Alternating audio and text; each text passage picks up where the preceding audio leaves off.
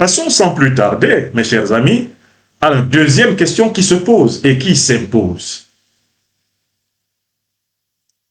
Pourquoi Félix Tshisekedi choisit-il 2024 au mois de mars pour faire avancer les travaux de signature d'un accord de coopération militaire avec la Russie? Pourquoi? Et là, nous allons voir le double jeu de Tshisekedi, son manque de sérieux. Félix Tshisekedi, qui est-il? Mais c'est un pur produit de la domination occidentale en République démocratique du Congo. C'est le candidat de l'Occident.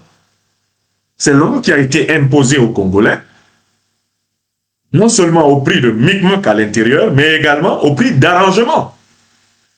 Sa querelle avec le président français Emmanuel Macron, lors de la conférence de presse qui, l'année passée, les a rassemblés à Kinshasa, a permis de savoir qu'il avait été fait président à la tête du Congo sur la base de ce qu'on a appelé un compromis à l'africaine, c'est-à-dire un arrangement. Tshisekedi est un président par arrangement. Et ce qu'il appelle élection, c'est un processus vicié, bourré de mascarade. C'est un processus corrompu qu'il a appelé élection. Ce qui l'a porté au pouvoir n'est rien d'autre qu'un processus frauduleux. Des millions de Congolais se sont vus exclure arbitrairement des listes électorales. Les conditions de proclamation et de contrôle des votes étaient d'un flou scandaleux. On ne peut pas parler d'élection, c'était une foire. C'était une foire, une fois de plus, comme d'ailleurs la précédente. Donc quand le président français a rappelé que c'est un compromis à l'africaine qui avait permis à Tshisekedi de devenir président de la République démocratique du Congo, il a simplement voulu lui rappeler qu'il était un vassal. Et la vassalité de Tshisekedi ne se dément pas. Ses principaux partenaires sont les États-Unis d'Amérique, l'Union européenne, la France, la Grande-Bretagne, Israël. Voilà, c'est la Belgique. Ce sont ses principaux partenaires, c'est-à-dire ceux auprès desquels Tshisekedi endette et surendette d'année en année la République démocratique du Congo. Ce sont les grandes puissances occidentales. Là-dessus, il ne faut pas que vous vous doutiez un seul instant. Tshisekedi est un homme de l'Occident. Et il mène à la tête de la République démocratique du Congo la politique qui lui est dictée par ses maîtres occidentaux. Donc pourquoi diantre Tshisekedi fait-il un pas vers la Russie? Mais parce qu'il y a un autre élève, un autre vassal de l'Occident, qui est en rivalité dans la sous-région d'Afrique de l'Est avec Tshisekedi. Il s'appelle Paul Kagame. Paul Kagame était un pion de l'impérialisme anglo-américain, donc un pion de l'Occident, dans le cadre de la stratégie du diviser pour mieux régner. Kagame a été chargé et il est armé, il est financé, et il est encadré et il est reconnu internationalement pour la mission de maintenir la République démocratique du Congo à feu et à sang, afin de continuer à piller les minerais congolais pour les livrer à vil prix aux multinationales occidentales. Tshisekedi sait très bien que Kagame est protégé par les mêmes maîtres que lui. Kagame est chargé de semer le trouble au Congo. Tshisekedi est chargé de faire semblant de combattre Kagame. Entre-temps, les populations congolaises sont ballottées et sacrifiées pendant qu'on pille allègrement le Congo pour nourrir les multinationales occidentales. Merci à toi, Philippe. Wa Africa, wa Sénégal. Voilà le fonctionnement, voilà le principe de fonctionnement. Qui fait que Tshisekedi, en fait, quand il fait un pas vers la Russie, c'est parce qu'il veut, d'une certaine façon, faire chanter ses maîtres occidentaux à cause de Kagame. Kagame est un vassal de l'Occident, comme Tshisekedi. Ils ont strictement les mêmes maîtres. Le régime rwandais est soutenu par les États-Unis, la Grande-Bretagne, l'Union européenne, la Belgique, la France, Israël. Ce sont les mêmes pays qui prétendent soutenir Tshisekedi, qui ont imposé Tshisekedi à Kinshasa.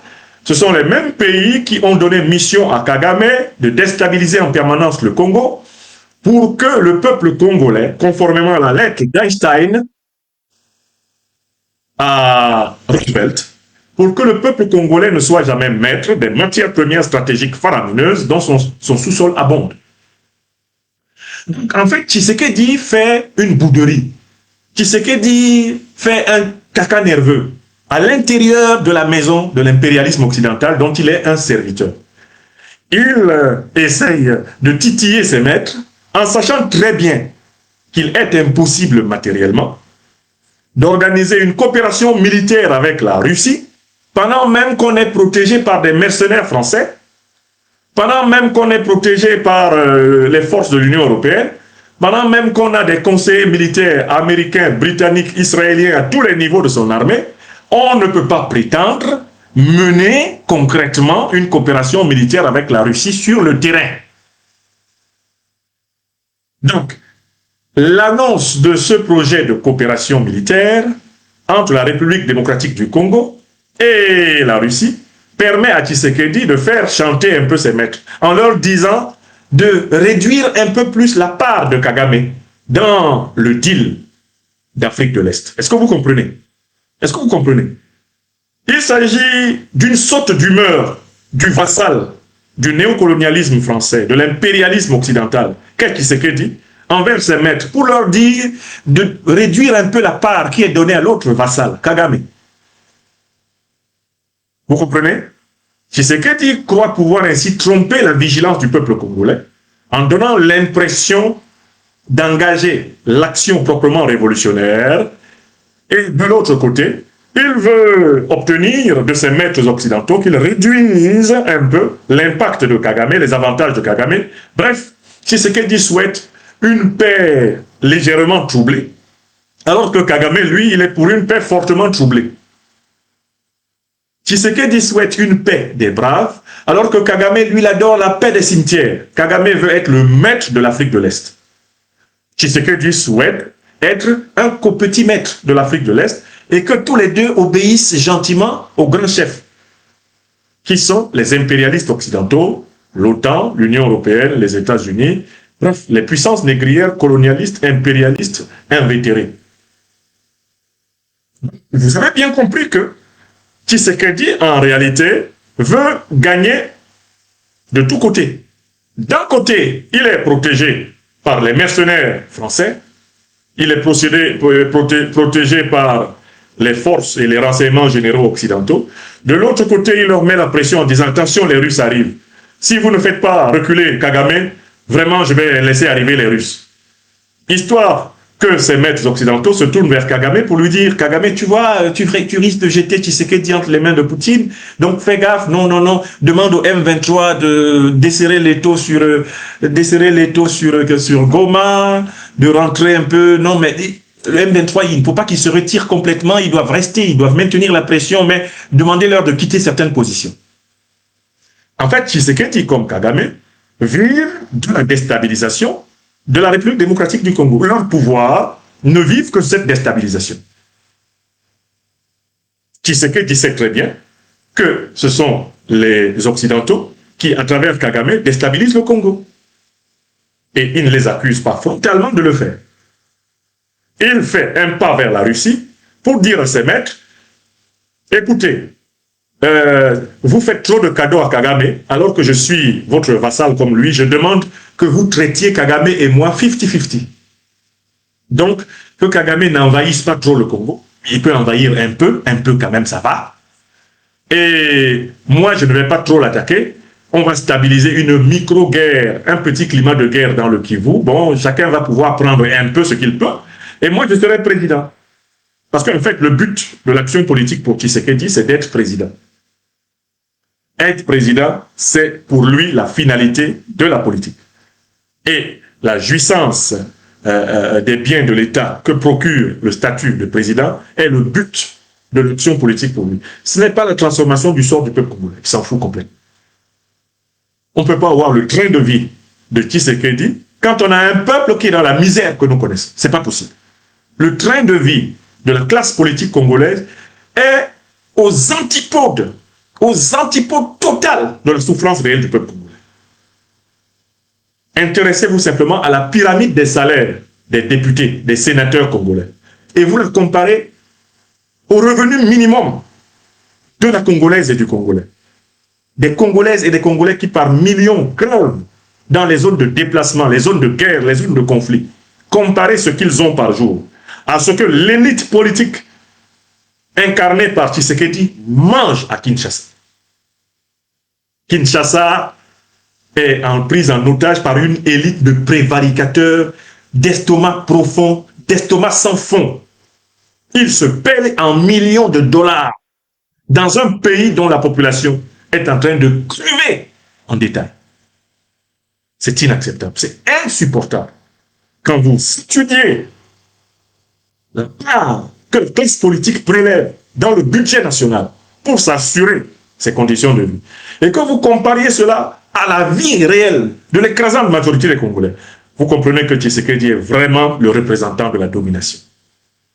Bon. Là, j'ai répondu, je crois, à la deuxième question.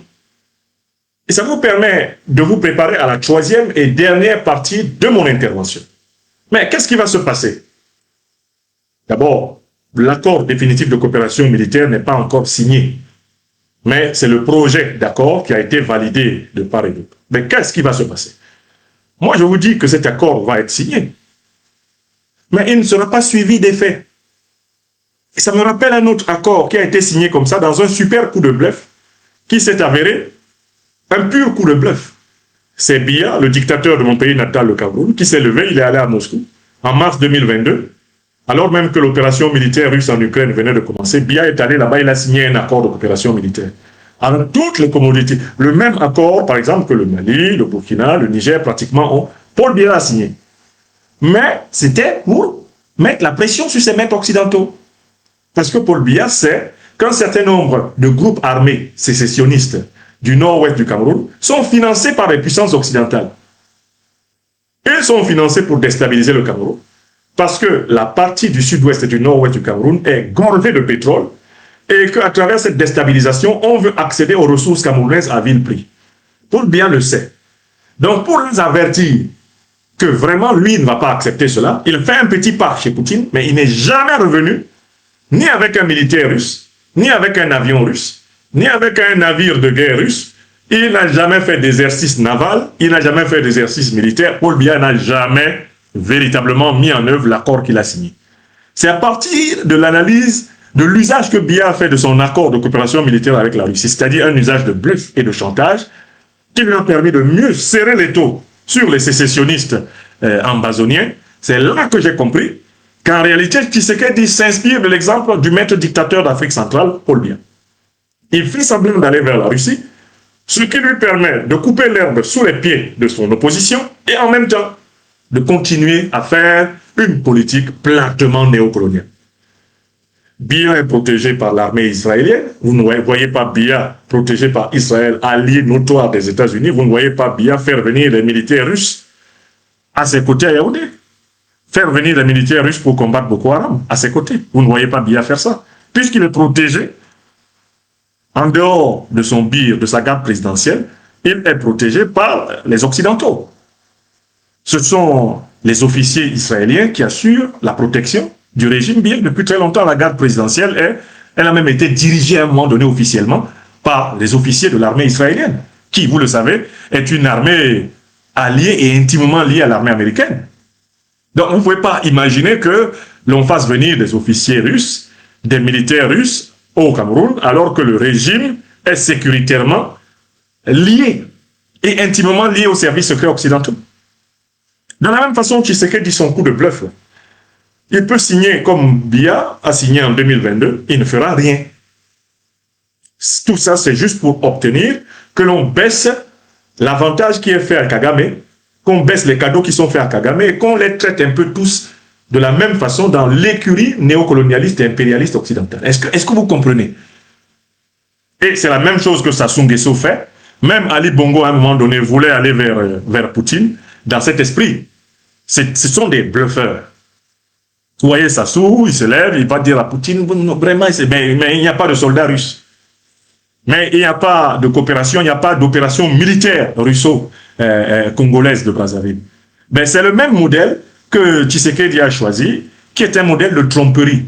Il veut tromper la population, parce que la population a bien compris que Kagame agissait avec la bénédiction de l'Union européenne, la bénédiction de l'OTAN, la bénédiction des grandes puissances occidentales. Ça, la population congolaise l'a compris. Donc Tshisekedi, pour tromper cette population, faire semblant véritablement de s'engager avec la Russie. Mais c'est un engagement purement verbal, qui ne va pas être suivi d'une véritable réforme, eh bien, de la doctrine militaire.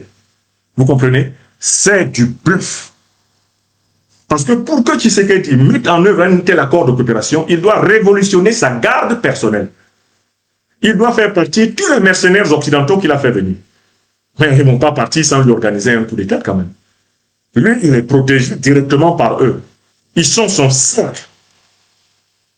Pour cela, il faut qu'il rompe les relations de vassalité qu'il a avec la Banque mondiale, le Fonds monétaire international. Pour cela, il faut qu'il arrête de servir d'adjoint du néocolonialisme français en Afrique, comme on l'a vu opérer au Tchad. Ça fait beaucoup de choses que Tshisekedi doit changer. En fait, il faudrait que Tshisekedi Félix ne soit plus Tshisekedi Félix, pour que un tel accord s'applique.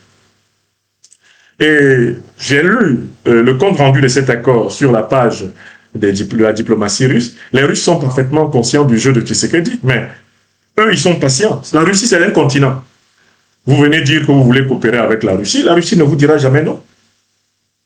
La Russie pratique en Afrique ce qu'on peut appeler le principe du réalisme diplomatique. Un pays veut coopérer, la Russie ne coopère qu'avec les États. Elle ne coopère qu'avec ceux qui gouvernent, ceux qui détiennent réellement le pouvoir, mais qu'ils soient élus ou pas. C'est la doctrine russe. Alors, elle coopère avec les États, mais tant que vous avez le pouvoir et que vous venez vers la Russie pour négocier les choses, ben, la Russie, il n'y a pas de problème. Elle considère que ça, c'est ça de gagner. Et c'est une base pour plus tard. Mais je suis convaincu que la diplomatie russe, c'est que ce n'est pas Tshisekedi qui mettra en œuvre l'accord. L'accord peut être signé maintenant, mais ce n'est pas lui qui va le mettre en œuvre. Il existait des accords de coopération, y compris militaires, entre le Burkina Faso et la Russie. Mais ils n'ont pas été mis en œuvre par Compaoré, ils n'ont pas été mis en œuvre par tous les présidents. Même Damiba n'a pas été capable de les mettre en œuvre. Qui les a mis en œuvre? Eh bien, c'est Ibrahim Traoré. Et avant lui, c'était Sankara. D'accord? Donc, ne vous laissez pas bluffer par des annonces d'accords qui ne sont pas suivies d'actions, qui ne sont pas suivies d'opérations, qui ne sont pas suivies de ruptures tactiques et stratégiques vérifiables. D'accord? Je vois parfois la propension du peuple africain à prendre les manchettes des journaux pour des réalités effectives et historiques. Non. Quand vous passez devant un kiosque à journaux, ce n'est pas tout ce qui est écrit sur les titres qui correspond à la réalité. Il faut un suivi des informations qui nous sont annoncées pour voir si elles peuvent passer des effets de manchette, si elles peuvent passer des effets d'affichage pour devenir des réalités socio, historiques, économiques et politiques. L'Institut de l'Afrique des libertés se donne la mission de surveiller le passage à l'acte de ceux qui font des discours. Moi, j'ai lu donc le texte du projet d'accord, mais c'est le même texte partout, mais on a affaire à des hommes qui ne sont pas à la hauteur du texte. Voilà la situation. Donc, qu'est-ce qu'on peut attendre dans l'avenir? Le Congo n'a aucune autre chance que lorsque le mouvement révolutionnaire panafricaniste congolais va prendre le pouvoir. Le mouvement révolutionnaire panafricaniste congolais a ses représentants dans toutes les forces vives de la nation congolaise. Tshisekedi ne peut pas appliquer la rupture tactique, la rupture stratégique, la rupture géopolitique nécessaire à l'émancipation du Congo. Il n'est pas l'homme de la situation, c'est plus haut que lui. Car lui, il a une conception jouissive du pouvoir. Le pouvoir, pour lui, n'est qu'un moyen d'accéder à la gloire, d'accéder à la jouissance, d'accéder à une fortune exagérée et, pour ainsi dire, à l'extase du présent. Le pouvoir n'est pas pour lui une mission sacerdotale pour continuer l'émancipation et obtenir la vraie souveraineté du peuple africain. Il faut donc toujours que les Congolaises et les Congolais sachent qu'ils ont une révolution à faire. Il leur faut s'inspirer de leurs frères maliens, burkinabés, nigériens, pour opérer la grande rupture. On ne peut pas combattre le terrorisme en s'associant avec les puissances qui l'ont fait venir. On ne peut pas combattre le terrorisme en s'associant avec les puissances qui le financent. On ne peut pas combattre le terrorisme en s'associant avec les puissances qui arment les terroristes. On ne peut pas combattre le terrorisme en Afrique en s'associant avec des puissances qui protègent diplomatiquement les puissances terroristes. On ne peut pas combattre le terrorisme en Afrique en voulant rester sous la vassalité des puissances négrières, coloniales, néocoloniales, et en prétendant d'un autre côté, soi-disant, émanciper le peuple africain. Non. Il y a une cohérence. Il y a une cohérence nécessaire pour dire qu'on travaille à l'émancipation de l'Afrique. C'est qu'on ne s'associe pas aux pompiers pyromanes. Pyromaniac firefighters. Pyromaniac firefighters are not welcome in Africa. Les pompiers pyromanes ne sont pas les bienvenus en Afrique. Soit vous êtes avec nous et nous combattons ensemble pour notre dignité réciproque, et à ce moment, vous pouvez gagner en Afrique. Et l'Afrique peut gagner chez vous. Soit vous êtes contre nous et vous voulez nous exploiter, vous voulez nous maintenir sous votre domination, et ça, nous le refusons. Nous le refusons fermement. Nous avons choisi de vivre selon nos valeurs, de vivre dans le respect de chaque être humain et d'exiger de tout être humain qu'il nous respecte. La politique de Tshisekedi est une politique absurde, contradictoire. C'est une politique à somme nulle. Tshisekedi est un homme politique qui fuit la pluie et qui va se cacher dans une rivière. Quand la pluie finit, Tshisekedi sort de la rivière, tout mouillé, et il dit, heureusement qu'il y avait la rivière, j'ai réussi à me protéger contre la pluie. Mais quelqu'un le voit et lui dit, mais monsieur Tshisekedi, mais vous êtes mouillé. Car mouillé, c'est mouillé. Mouillé par la pluie, c'est mouillé. Mouillé par la rivière, c'est mouillé. Mouillé, c'est mouillé. Dans la crise politique africaine contemporaine, nous avons besoin de leaders qui choisissent un cap clair. Ils choisissent l'émancipation du peuple africain et ils agissent dans ce sens. Ou alors, ils choisissent de s'associer aux ennemis du peuple africain et ils seront combattus comme tels. Voilà la vérité de ce temps. Mes chers amis, par conséquent, cet accord de coopération militaire entre la Russie et le Congo, je le considère comme une étape. Mais ce n'est pas Tshisekedi qui va en tirer le jus. C'est le leadership révolutionnaire qui prendra le pouvoir au Congo, qui va donner un contenu concret à cet accord. Ce n'est pas Tshisekedi. La chaussure n'est pas à sa pointure. La chaussure est trop grande pour le pied de Tshisekedi. Elle exige un leader de la trempe de Lumumba, de la trempe de Moulele, de la trempe de Laurent Désiré Kabila, au moins. Et Tshisekedi, il n'est pas de cette dimension. Je suis désolé pour mon peuple au Congo. Merci Mingi. À chaque Congolaise et à chaque Congolais qui partageront ce direct qui dure maintenant 40 minutes depuis Bamako du Mali. Je vous renouvelle toute mon affection africaine. Et je vous donne rendez-vous plus tard, sans doute dans la soirée, si l'occasion m'en est donnée, pour d'autres nouvelles panafricaines. Professeur Franklin Nyamsi, le président des instituts africains. Ce monsieur est une grande bénédiction pour la jeunesse africaine. Ce monsieur permet de nous ouvrir les yeux, de comprendre les choses que nous n'avons pas compris. Mes frères congolais, je crois très bien que vous devez écouter ce monsieur, comprendre ce qu'il est en train de dire. Vous devez essayer de mener une réflexion profonde sur la politique de votre président. Elle n'est pas saine et il y a trop d'ambiguïté dedans. Ce que le professeur dit est vrai. Tu ne peux pas s'associer avec des puissances coloniales qui ont fait venir du terrorisme dans ton pays pour combattre. Non, c'est eux qui sont à la base, c'est eux qui sont à la cause de la déstabilisation de ces beaux pays. Et pourquoi s'associer avec eux alors pour venir combattre ces problèmes? Ça ne sera pas possible et ces problèmes ne seront pas résolus avec eux. Ils souhaitent envisager une collaboration militaire avec la Russie. Ça, c'est une bonne idée. On ne le sait pas d'abord si cette collaboration va aussi encore avec un autre calcul politique qu'il a, ou bien si ça va dans l'intérêt de la population. De toute façon, nous sommes là en train de les observer sa manière de faire. Merci. Laissez-nous vos avis en commentaire, likez la vidéo et partagez. La prochaine. Bye bye.